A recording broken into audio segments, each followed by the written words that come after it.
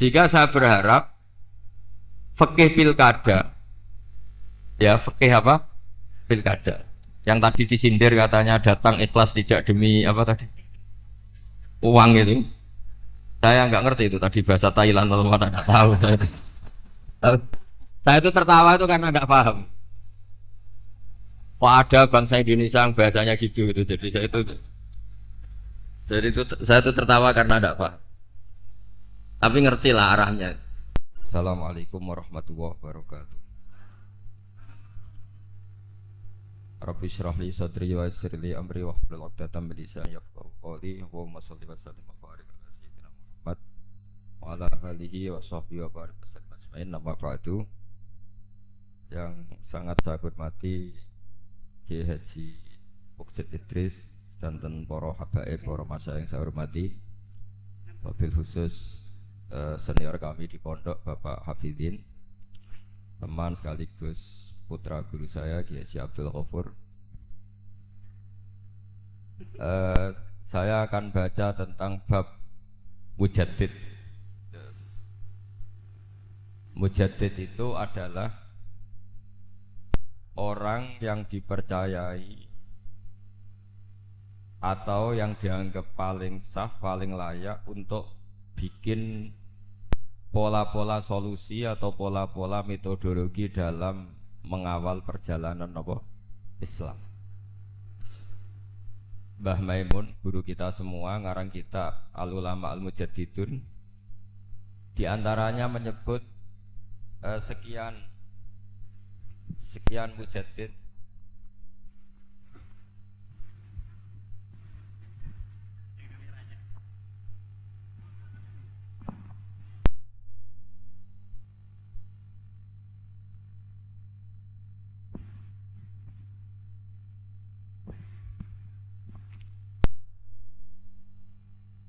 Saya teruskan ya.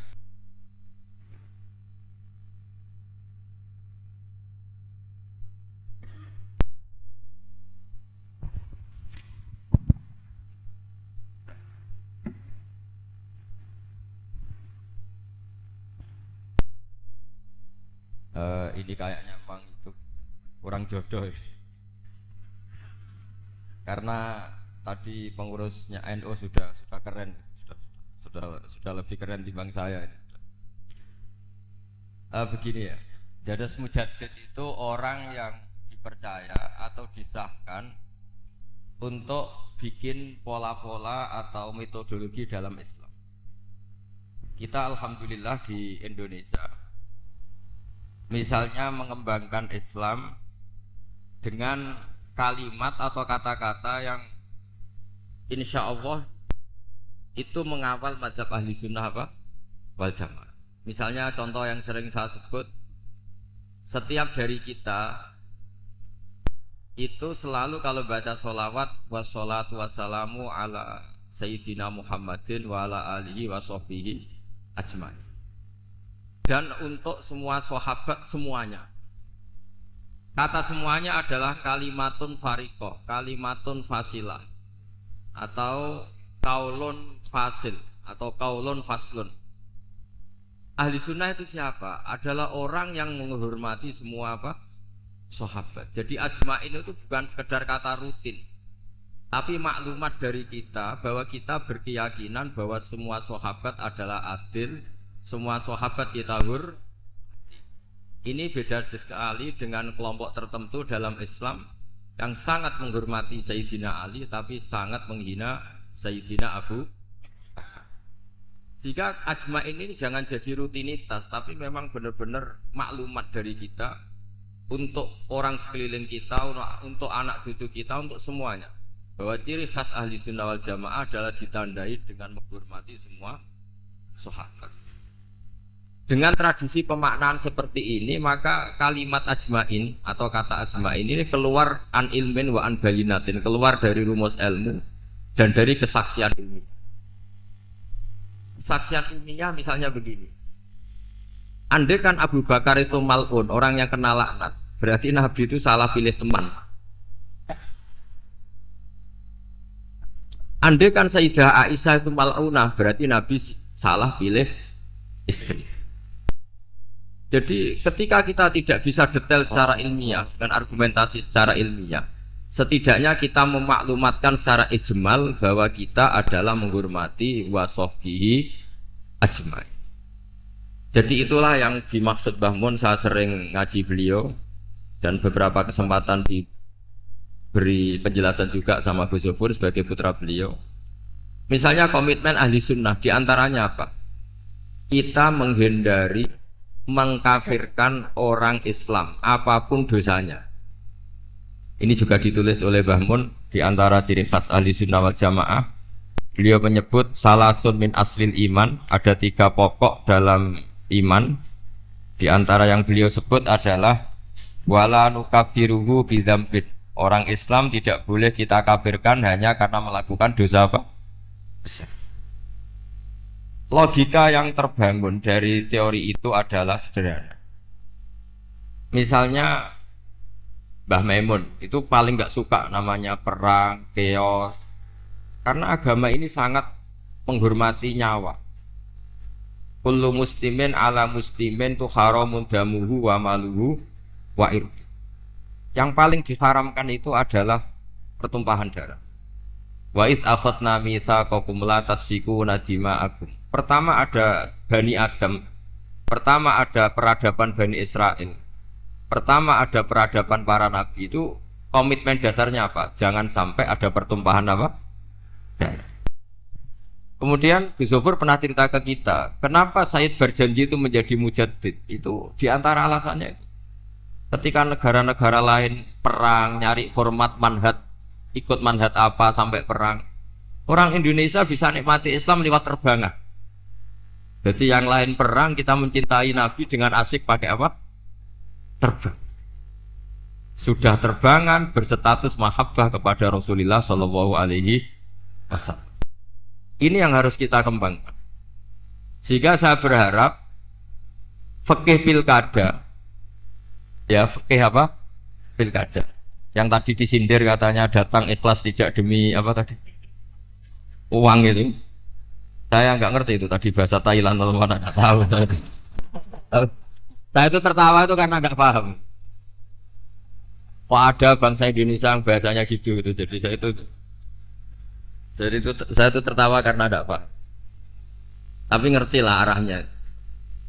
Saya pernah mengkaji fikih pilkada sama teman-teman. Itu cara berpikir juga darul mafasid muqaddamun ala jabil masoleh. Dulu orang untuk jabat itu harus duel, harus taruh.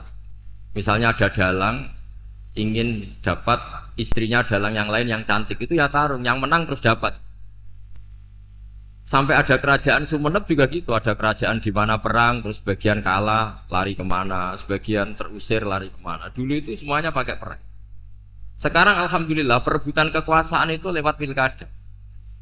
Apapun di situ ada bohongnya, ada nggak bener-benernya sedikit.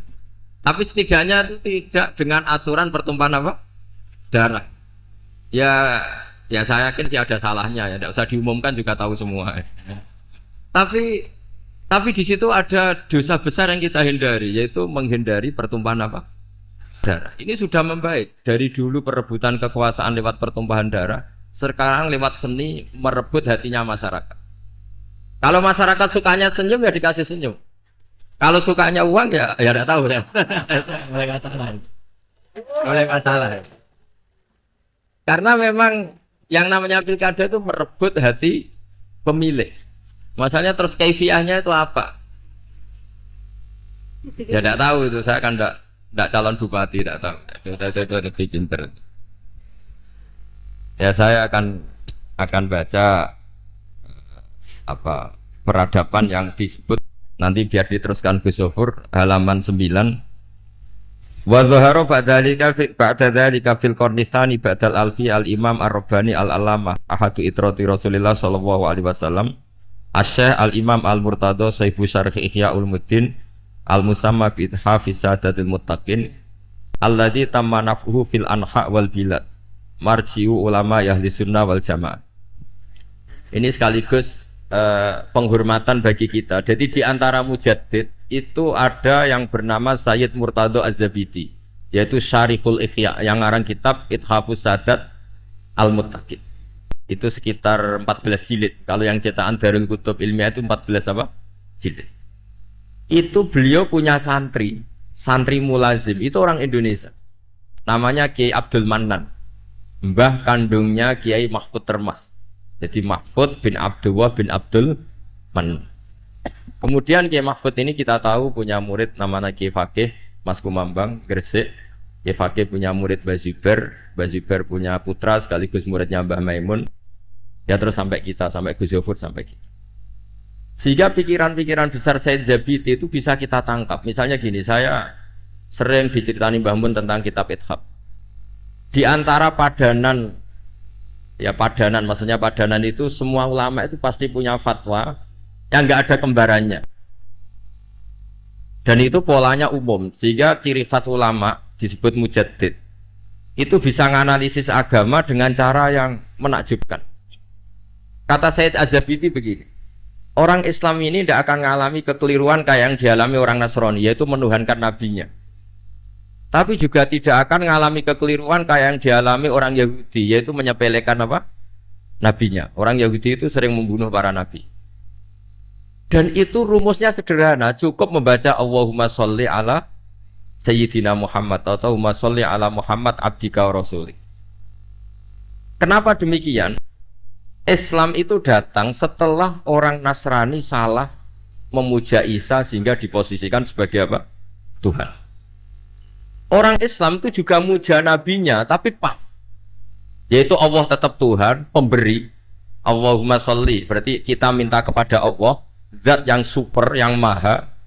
Dan permintaan penghormatan itu kita berikan untuk hamba terkasihnya, yaitu Muhammad. Maka kata Sayyid Zabidi, wa Muhammadun wa in ala qadru yahtaju ila rahmati wa fadlihi ta'ala. Apapun kelas tingginya seorang yang bernama Muhammad, tetap butuh sama rahmat dan fadlnya Allah Subhanahu wa ta'ala. Sehingga dengan kalimat sholawat itu sudah isbatun li uluhiyatillah wa nafyun li rububiyati Muhammad. Dengan kalimat ini orang Islam tidak akan kecelakaan menuhankan Muhammad. Karena apa? Allah pemberi, Rasulullah peneri. Tapi umat Islam akan sangat menghormati Sayyidina Rasulullah Shallallahu Alaihi Wasallam karena semua penghormatan Allah terbaiknya, sholawatnya, tahiyatnya, semua yang terbaik bisa kasihkan kepada hamba terbaiknya, yaitu Rasulullah Shallallahu Alaihi Wasallam. Maka kalimat ini ya kalimatut tauhid, ya kalimatur risalah. Karena dengan posisi lafaz sholawat seperti itu, kita tidak akan kecelakaan kayak yang dialami orang Nasrani. Karena kita tetap memposisikan Allah pemberi, Rasulullah Muhammad peneri. Itu kata Sayyid Zabidi. Jadi akan selalu ada ulama yang memodifikasi Islam itu menjadi mudah. Islam yang jelimet karena datang setelah tadi kecelakaan Nabi Isa dituhankan. Sehingga ulama-ulama itu punya cara sendiri untuk supaya Islam tidak mengalami seperti itu. Kalau kita ngaji tauhid, misalnya seorang nabi selain punya sifat sidik, amanat, tabligh, fatonah, punya sifat apa? Al-a'rad, al-basyariyah. Nabi harus punya sisi kemanusiaan. Sehingga nabi itu sering dahar di depan umum supaya menunjukkan kalau beliau seorang apa? Manusia. Bahkan nabi juga pernah sholat duhur itu harusnya 4 rakaat, sholat hanya 2 rakaat. Ketika ditegur, ya Rasulullah ini sholat model baru atau memang nasa mansuh?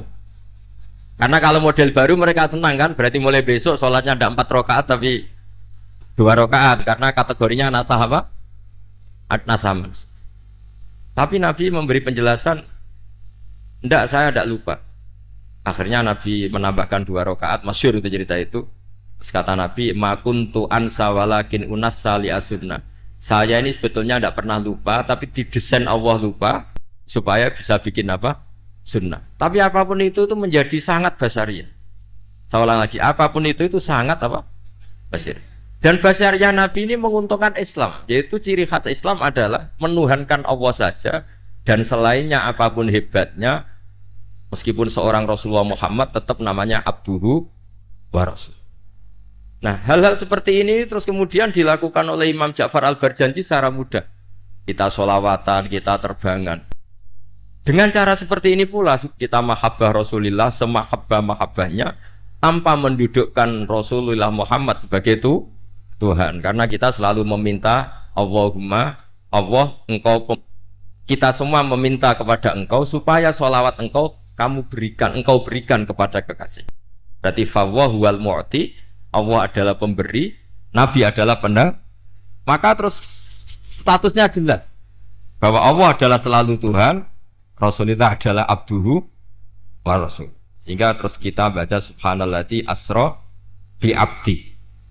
Sehingga kata para ulama, wasfiyatu Muhammad, wasfiyah terbaiknya adalah ketika disebut abduhu wa rasul. Karena tadi agama Islam itu datang setelah prahara atau setelah kecelakaan, setelah kesalahan seorang nabi di Tuhan.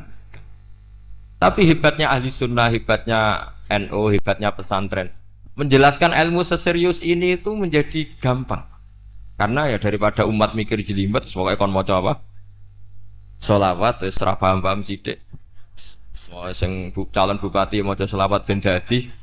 Ya sebetulnya banyak yang enggak ikhlas juga, sudah itu enggak penting, sementing pokoknya natijahnya itu isbatun di uluhiyatillah wahdah dan isbatun di abdiyati Rasulullah Muhammad sallallahu alaihi wasallam, sehingga kita tidak mengalami apa yang dialami orang-orang Jadi di sini Mbah Mun menyebut wa awwalu man lazamahu min ulama Jawa Ki Abdul Mannan khina muqamihi bi Makkah al-Musyarrafah. Warwa'an hudakal kitab. Warwa'an hu ay an Kiai Abdul Mannan ibnuhu Kiai Abdullah. Tumarwa'an hu ibnuhu Kiai Mahfud At-Turmusi atau At-Tarmasi. Warwa'an hu Kiai Faqih Al-Maskumambangi. Warwa'an hu tilmidhuhu walidi Kiai Zubair Tahlan. Tumarwaituhu an. Jadi kita sebagai bangsa Indonesia itu sangat mulia karena Ihya setelah dikarang sekitar tahun abad 5 Hijriah. Karena Imam Ghazali lahir tahun 450, wafat 504. Itu tidak ada yang bisa nyarai. Nggak ada atau nggak berani karena ini terkenal wali Imam Ghazali. Baru disarai itu 600 tahun kemudian oleh seorang sadat, seorang habib alim alama namanya Sayyid Murtado Asyafi. Dan itu gedelalah di antara murid mulazimnya itu orang Indonesia namanya Syekh Abdul Mannan. Makanya saya masih ingat ceritanya Mbah Mun ketika Cordoba guling, Andalusia guling. Saya masih ingat kalimatnya Mbah Mun. Allah gak terima nak wong sing maca tasbih iku berkurang. Itu terus digenti ning Demak Bintoro. Artinya ketika Andalusia guling di Spanyol itu berbarengan dengan berdirinya kerajaan apa? Demak. Dan sekarang polanya kelihatan sama.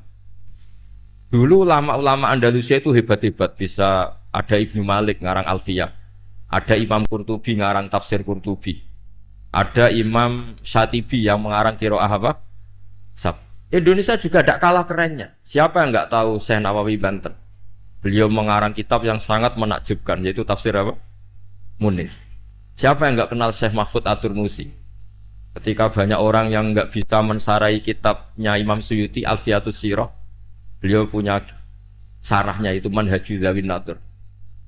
Dan paling masyhur sarah Muqaddimah Al-Hadramiyah juga milik beliau, yaitu An-Manhalul Amim atau yang terkenal dengan Hasyiah At-Turmusiyah. Itu juga eranya Mbah Zubair, karangannya banyak, Mbah Mun, Gus Zofur juga punya naskah, punya karangan. Jadi ketika Islam tidak di Mekah dan tidak berbahasa ibu bahasa Arab, ternyata melahirkan ulama-ulama top di Andalusia. Yang setelah Andalusia kalah, Allah mengganti ada di Indonesia.